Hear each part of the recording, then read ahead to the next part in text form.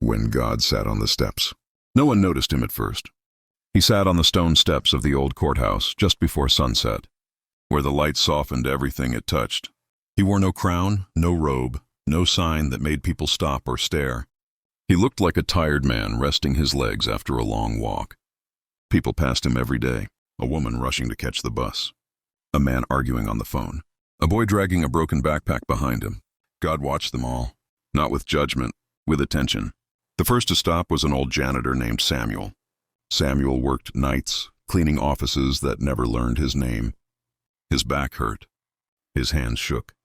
He carried regret the way others carried wallets. Quietly, always close. He sat beside the stranger and sighed. "Long day?" the man asked. Samuel laughed bitterly. "Long life." The stranger nodded, as if he understood that sentence better than anyone.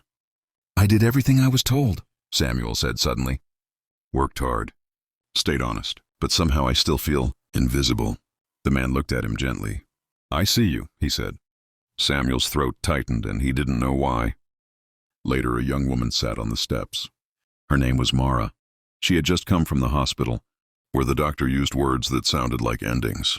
She pressed her hands together, staring at the ground. "I prayed," she whispered, not looking at him. "I prayed so hard, and nothing changed." The man waited. "So now I don't know what to believe anymore," she continued. "If you're real, you're very quiet." God did not defend himself. "I am quiet sometimes," he said softly, "but I am never absent." Mara wiped her eyes angrily. "That's not the same." "No," he agreed. "But it's how love survives pain." She didn't answer, but when she stood up to leave, her shoulders were slightly straighter. As night fell, a teenage boy approached. He kicked a pebble, then another.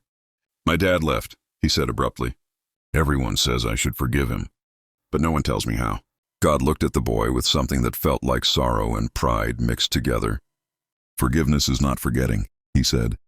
"It's choosing not to let pain decide who you become." The boy stared at him. "How do you know that?" The man smiled. "Because I've been forgiven by people who had every reason not to." The boy frowned, confused, but thoughtful. One by one, people came.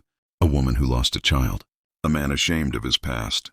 A mother exhausted from loving too much. God stayed. He did not fix their lives. He did not erase their pain.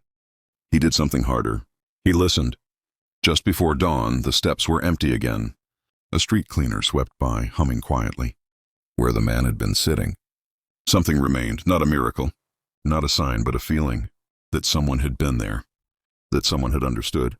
And though no one could say when he arrived or where he went, the city felt different that morning. Kinder, slower, more awake, because sometimes God does not arrive in thunder or fire.